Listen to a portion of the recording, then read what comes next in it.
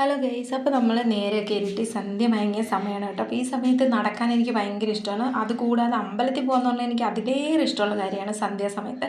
അപ്പോൾ ഇത് നമ്മൾ എന്തായാലും ഇന്ന് മണർകാട് കാവിൽ പോകാമെന്ന് വെച്ചു. വേറൊന്നുമല്ല, അവിടെ പാട്ടുകാലം കൂടിച്ച മഹോത്സവവും ഒക്കെ നടക്കുകയാണ്. അവിടുത്തെ തിരുവുത്സവമാണ്, ഊരുവിളക്ക് എഴുന്നള്ളിപ്പ്, ഇതൊക്കെ നടക്കുകയാണ്. ജനുവരി 2 തൊട്ട് ആയിരുന്നു സ്റ്റാർട്ടിങ്. ഞാൻ വീഡിയോ ഇടുന്ന കുറച്ച് ലേറ്റ് ആയിട്ടാണ്. ഓൾമോസ്റ്റ് ജനുവരി പകുതി കഴിഞ്ഞ് ജനുവരി 9 കൂടി അവിടുത്തെ ഉത്സവം കഴിഞ്ഞാണ്. എന്തായാലും വേറൊന്നുമല്ല, ഉത്സവം കൂടാനോ ഒന്നുമല്ല, നമുക്ക് ഭഗവതിയെ തൊഴുതിട്ട് ഒത്തിരി നാളായി. അപ്പോൾ അമ്മയൊന്ന് പോയി കാണണം എന്ന് ഭയങ്കര ആഗ്രഹമായിരുന്നു. എന്തായാലും അത് ഭയങ്കര അൺഎക്സ്പെക്റ്റഡ് ആയിട്ട് സാധിച്ചെന്ന് പറയാം. തൊട്ടടുത്ത ഉള്ളൊരു അമ്പലത്തിലേക്ക് ഇറങ്ങിയതാണ്. പിന്നെ പെട്ടെന്ന് പ്ലാൻ മാറി മണർകാട് കാവിൽ പോകാനായി.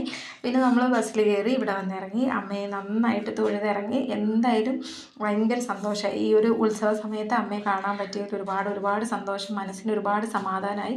മറ്റെവിടെ ലോകത്തിൻ്റെ എവിടെ പോയാലും എനിക്ക് കിട്ടാത്തൊരു സമാധാനം ഏറ്റവും ചെറിയൊരു കുഞ്ഞൊരു അമ്പലത്തിൽ പോയി കഴിഞ്ഞാൽ എനിക്ക് കിട്ടും. അപ്പോൾ അത് എനിക്കെന്നല്ല, അത് വിശ്വസിക്കുന്ന എല്ലാവർക്കും കിട്ടും. ആ ഒരു പോസിറ്റീവ് എനർജി അത് വളരെ വലുതാണ്.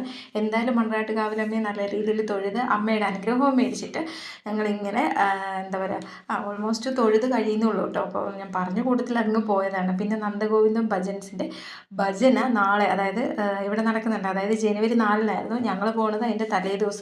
അപ്പോൾ എനിക്കൊരു സങ്കടം ഉണ്ടായിരുന്നു, പക്ഷെ നാളെ ലീവ് ഉണ്ടായിരുന്നെങ്കിൽ അതും കൂടെ കാണാമെന്ന്. പക്ഷെ നടക്കില്ല. നമ്മുടെ അമ്പലത്തിൽ വന്നപ്പോൾ ഒന്ന് കണ്ടതാണ് അന്ന്. പക്ഷേ അതിൽ നവീൻ ചേട്ടൻ ഉണ്ടായിരുന്നില്ല. നവീൻ ചേട്ടനെ ഭയങ്കര ഇഷ്ടമാണ്, അതിലുള്ള എല്ലാവരും ഇഷ്ടമാണ്. അന്ന് നവീൻ ചേട്ടനെ ഒരുപാട് മിസ് ചെയ്തു. എന്തായാലും കുഴപ്പമില്ല, ഇനി അവരുടെ പ്രോഗ്രാംസ് വരുന്നുണ്ട്, എവിടെയെങ്കിലും വെച്ച് കാണാം, ഇനി നേരിട്ട് കാണാമെന്നുള്ള ആഗ്രഹത്തിൽ നമ്മളിങ്ങനെ പോയി. ഇവിടെ അവിടെ നാട്ടിലെ പിള്ളേരുടെ തന്നെ ഡാൻസും പാട്ടും ഒക്കെ നടക്കുന്നുണ്ട്. നല്ലതായിരുന്നു കേട്ടോ, നല്ല രസമുണ്ടായിരുന്നു കേൾക്കാനായിട്ട്. പിള്ളേർ കരോക്കെ ഇട്ട് പാടുന്നുണ്ടായിരുന്നു. പിന്നെ നമ്മൾ അമ്പലത്തിൽ തൊഴുതെല്ലാം കഴിഞ്ഞത് കടലയൊക്കെ വാങ്ങിച്ച് തിന്നുകൊണ്ട് പോകാമെന്ന് കരുതിയിട്ട് കടലയൊക്കെ വാങ്ങിച്ചു. അപ്പോൾ വൈദൂന ചേട്ടൻ കുറച്ച് കടലയൊക്കെ കൊടുത്ത് ടാറ്റയൊക്കെ കൊടുത്തു.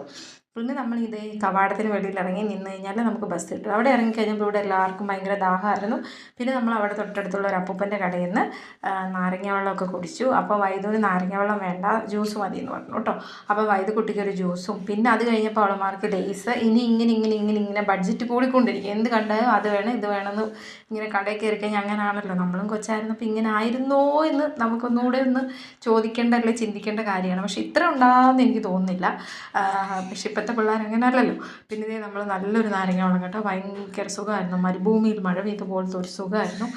നല്ല ചൂടും ഒക്കെ ആയിട്ടിരിക്കുന്നൊരു ടൈം ആയതുകൊണ്ട് നല്ല ദാഹിച്ചിരുന്നപ്പോൾ ഒരു നാരങ്ങ വെള്ളമൊക്കെ കിട്ടിയപ്പോൾ അടിപൊളിയായിരുന്നു.